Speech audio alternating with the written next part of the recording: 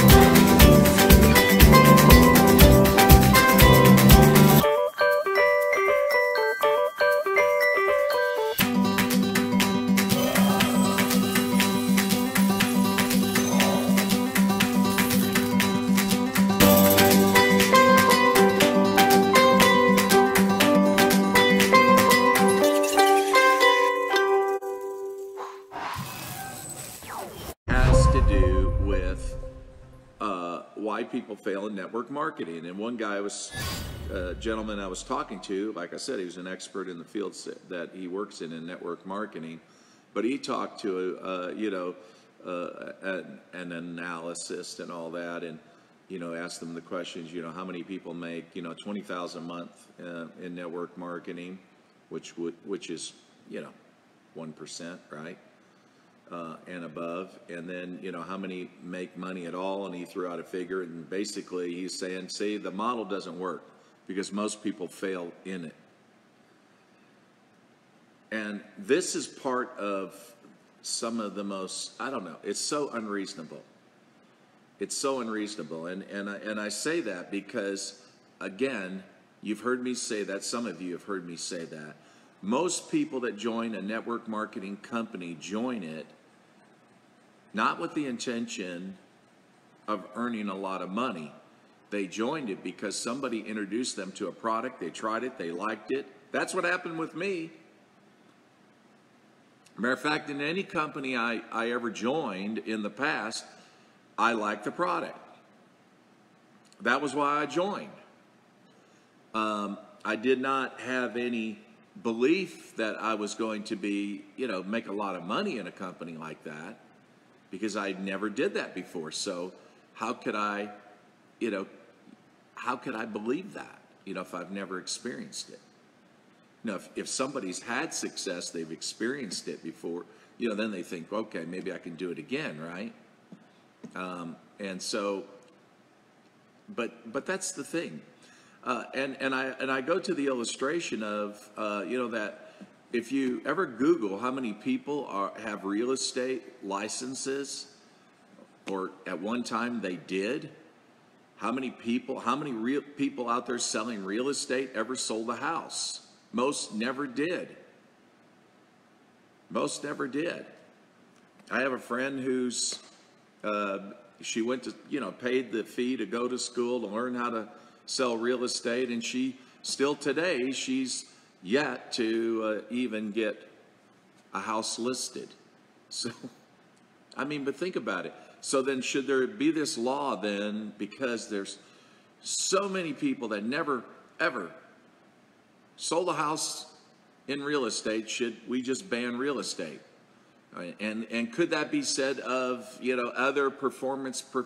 What about just being in business? Matter of fact, that's what I said to the man today. I said, well, good grief, most people who start a business, statistically, they all fail within 5 years, right? So then I guess we should ban all businesses. Don't allow anybody to have a business because they're going to fail. See, the thing about it is, what we have to understand is understand the numbers in network marketing, what numbers mean. And see, they look at it as that the only reason why anybody would ever join a network marketing company is because of the money opportunity. And that's where they lose it, because most join because of the fact they are introduced to a product, they like the product, and they wanted to enroll and then get it at wholesale. So that's one of the biggest issues I think we see with, and they're never going to see it our way. They never will. When you look at some of these regulatory people, they will never see it that way because they absolutely hate network marketing. They don't understand it. And so and too much, friends, too many times though, and this is something that sort of encourages the kind of problems that we see, like what happened with Miriam and Neora, I guess you call it, is that too much of the focus is on the exception. And that's true with a lot of companies out there and distributors, is they celebrate the exception. That is the seven-figure earners, and look what they achieved, and look what they got, and things like that. Whereas, what we need to do is focus on what's believable, what's doable. In other words, for those people that are earning an extra $1,000 a month, that's believable. A seven-figure earner is very unbelievable. It's not even relatable because people can't imagine more than double what they're currently earning. It sounds like a scam, right? So when it comes to, again, I said this I think it was Friday night, and I'll say it again tonight. It's just very important that when you post on your social media, just don't make product claims or income claims, because these watchdog groups, that's exactly what they look for. And then they take it right to the FTC, and then you don't want your company to be, become a company of interest.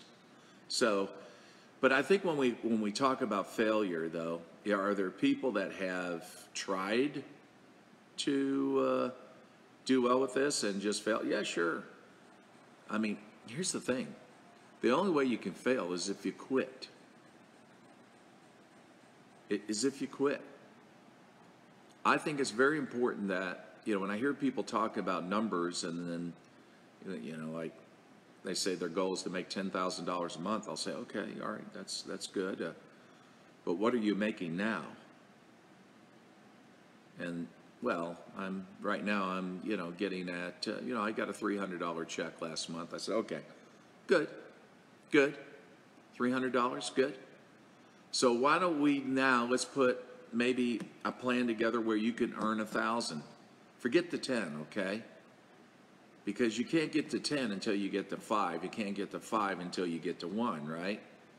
So we've got to break it down into increments. And then we have to look at how much time are we going to commit to this? Because a person who wants to make $10,000 a month is going to have to put some time in it. They're going to have to put some time in it. And the methods and where you're putting that time, how are you putting that time in?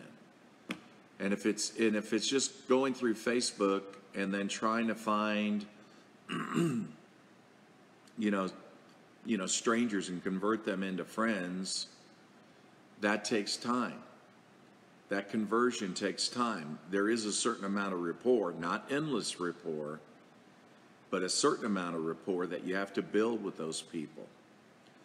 On the other hand, if you're a person that's, come in and you say, well, okay, I've never made a list. I know a lot of people. I just need some help getting some ideas about, what should I send them? What should, basically what, do you have a script? How would I explain it? Things like that. They need just a push. And we need to spend time with those people and help them. And that could be you too.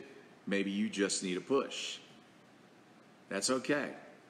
That's okay. So the reason why a lot of people fail too is the fact that they just simply have wrong expectations in a certain period of time, what they're expecting to get out of this. And when they don't get it, then they're like, okay, I guess this isn't going to work. One reason why I think it's great to, when you onboard people with products is they're sold on the product. Now they may choose not to do the business right now because it's going to take more time than they have right now. But if they love the product, they're going to stay with it. And chances are they're going to come back around later on and they're going to want to work the business. They'll come back to it later because why? They keep engaging with the product every day, every day, every day. And I think it's great when you can introduce them into a Facebook group where they can see what's going on with other people who are using the product. Thanks, Eden.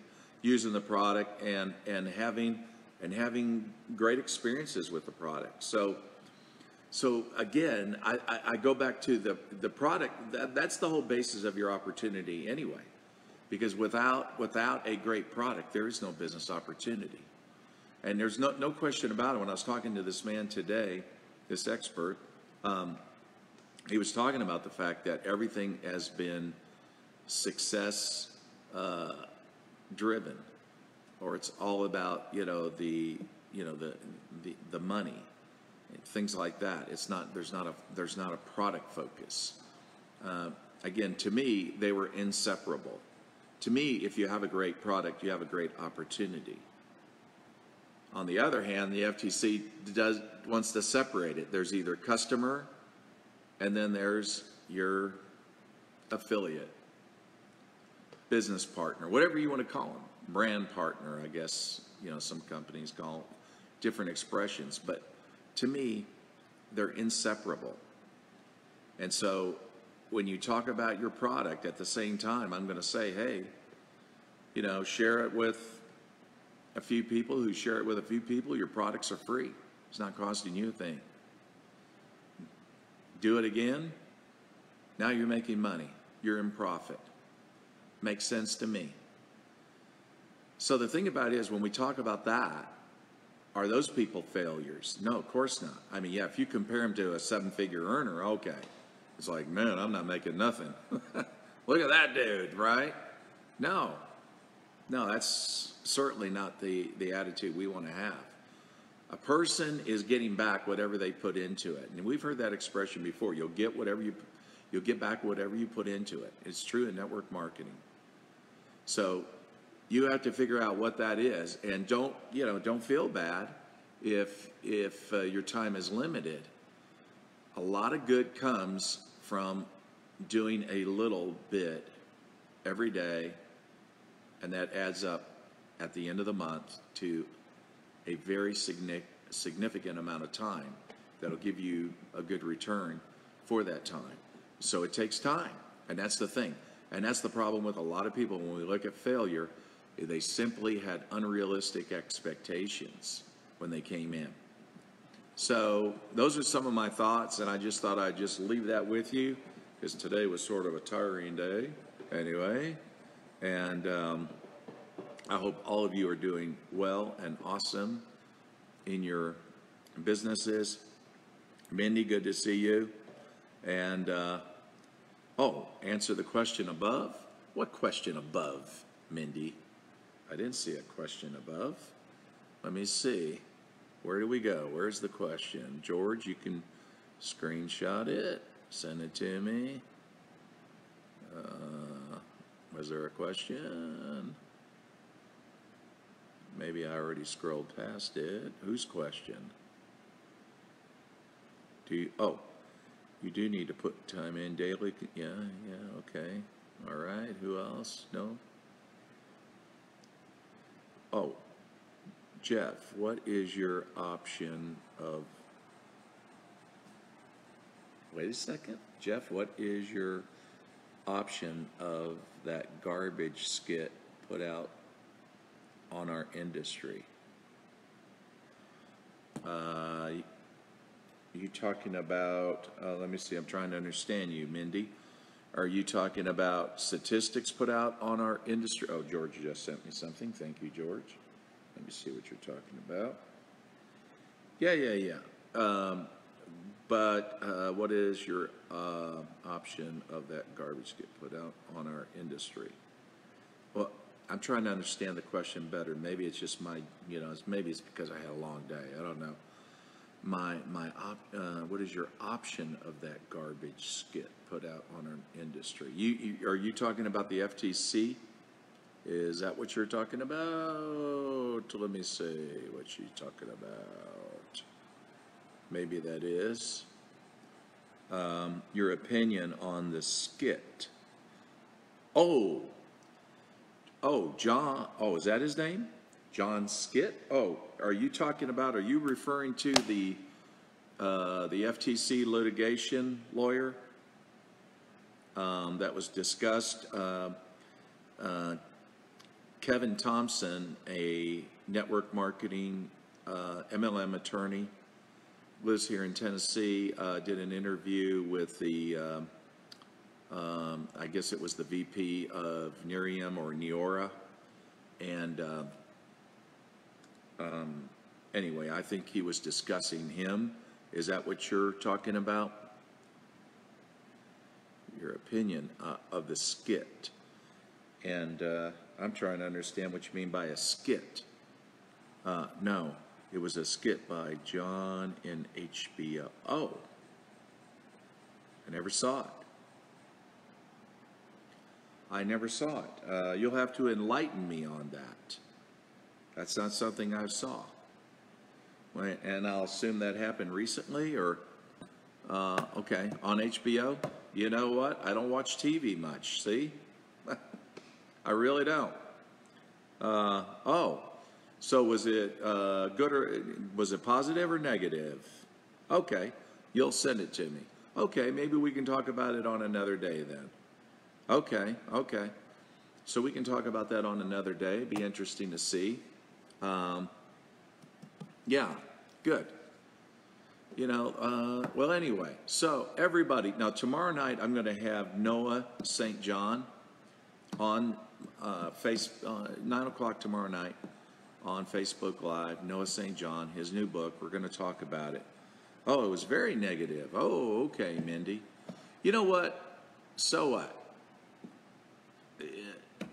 I think people are understanding that, very little truth comes out of the media. I mean, you heard the expression fake news, right? It's like, it's everything. It's all manipulation. And I think people are very much aware of of manipulation and things like that. They're going to find out for their own. If you have a great product, you introduce it to somebody, they see it's great. If your compensation plan, the rewards it's going to give you for making the efforts, if that's very plain to see, that if they follow those steps, that they can do well, that they can get returns well worth their time, they don't care what the media says, and they don't care what other people say. Yeah.